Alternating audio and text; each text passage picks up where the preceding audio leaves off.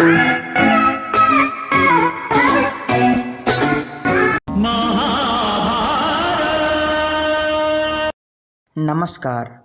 आपके अपने YouTube channel study सरजी में मैं आपका स्वागत करता हूं।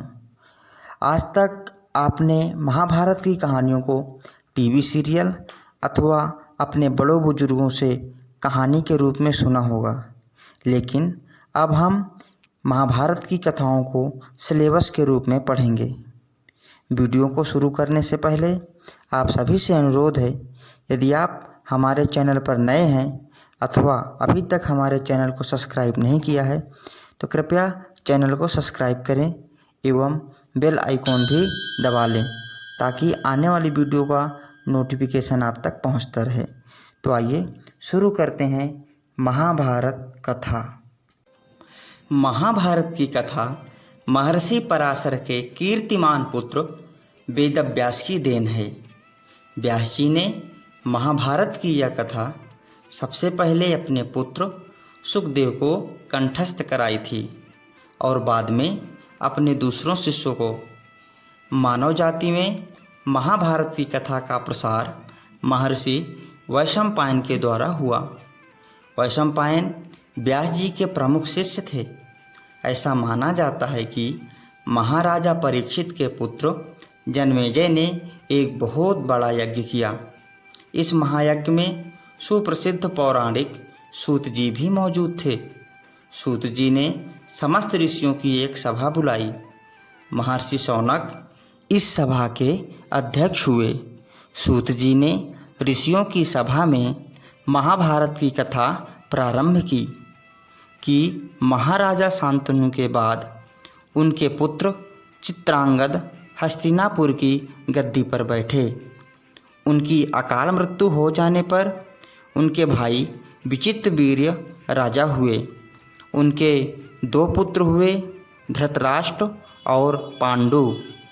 बड़े बेटे धृतराष्ट्र जन्म से ही अंधे थे, इसलिए उस समय की नीति के अनुसार पांडु को गद्दी पर बैठाया गया।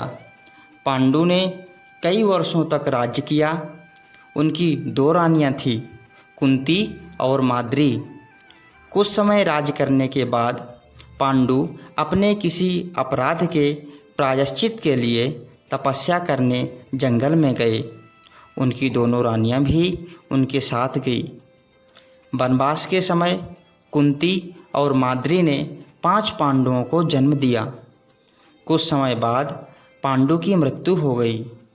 5 अनाथ बच्चों का वन के ऋषि मुनियों ने पालन पोषण किया और पढ़ाया लिखाया।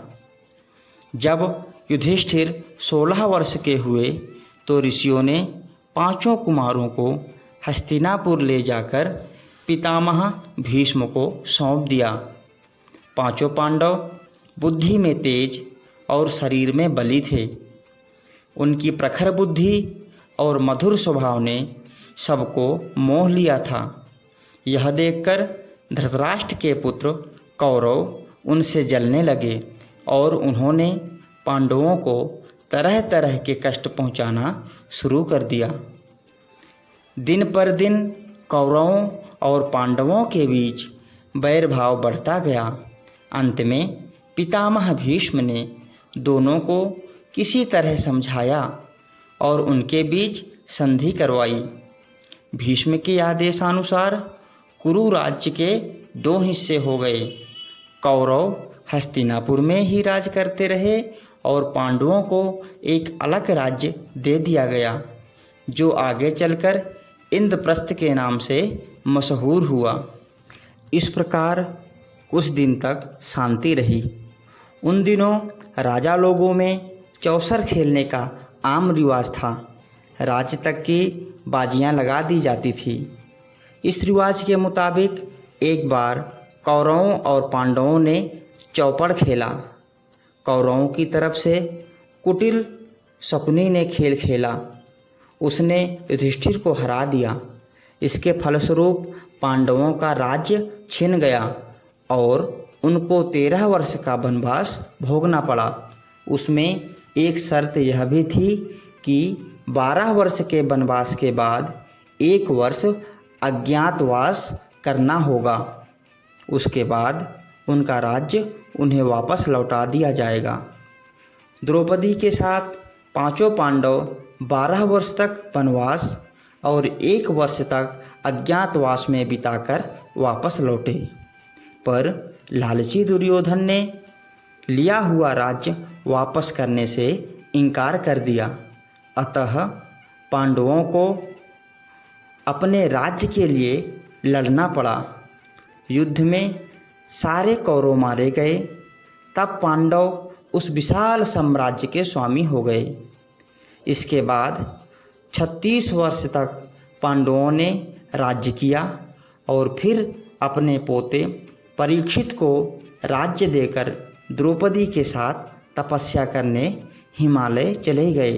तो यह थी महाभारत की संक्षिप्त कथा। आशा करता हूँ आपको अच्छी लगी होगी। यदि आपने अभी तक हमारे चैनल को सब्सक्राइब नहीं किया तो आपसे अनुरोध है हमारे चैनल को सब्सक्राइब करें और वीडियो को अधिक से अधिक शेयर करें। धन्यवाद।